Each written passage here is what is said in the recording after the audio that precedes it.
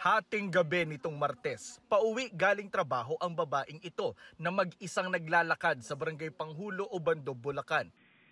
Pero nataranta siya nang bigla raw siyang hintuan ng isang van.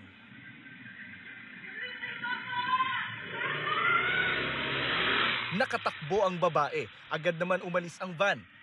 Napasugod ang mga tanod na nakaposte sa lugar nang marinig ang sigaw ng babae.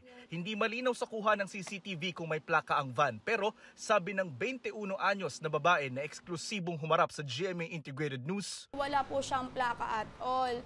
Then po nung tatakbo na po sana ako, nakita ko po yung sliding door na parang bubukas na po, ganito na po kasi yung uwang. Then nakita ko na po yung kamay na naka-gloves. Doon na po ako nag-iiyaw na, Papa. Hinabol po ni Papa ko kasi kala ko po niya maaabutan po niya. Hindi na daw po naabutan ni Papa.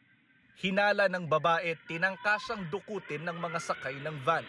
Kung hindi po talaga nila ako dudukutin or what, bakit po sila umistop? At bakit wala pong buwabang tao kung may pakay po sila doon? Bakit nung pagkalingon ko po biglang harurot po sila? Pinablatter niya ito sa barangay at nagsumbong sa mga pulis. Sabi ng investigador, hindi ito matuturing sa ngayon na kaso ng abduction kundi posibleng insidente ng alarm and scandal. Hinahanap na nila ang van. Pagka kasi sinabing abduction, sapilitan na siyang isinakay. Yun sa kanya po kasi medyo sa pangyayari, malayo pa.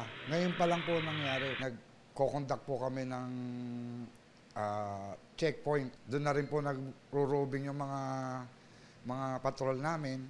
Papuntang Valenzuela ang direksyon noon ng van. Nagbabacktrack po kami ng CCTV hanggang sa Valenzuela po. Ang itim na van may mga marka ng masilya. Kaya iniisa-isa ngayon ng mga pulis ang mga kalapit na talyer dito. Sa mga may nakakakilala po nung sasakyan, maaari lang pong paalam din po sa amin. Mga tao sa amin, concerned, pinagsasabihan na ng mga anak nila na wag nang gagala pagdating ng gabi. Iwasan po natin yung pag-uwi ng medyo alanganing oras sa ating gabi.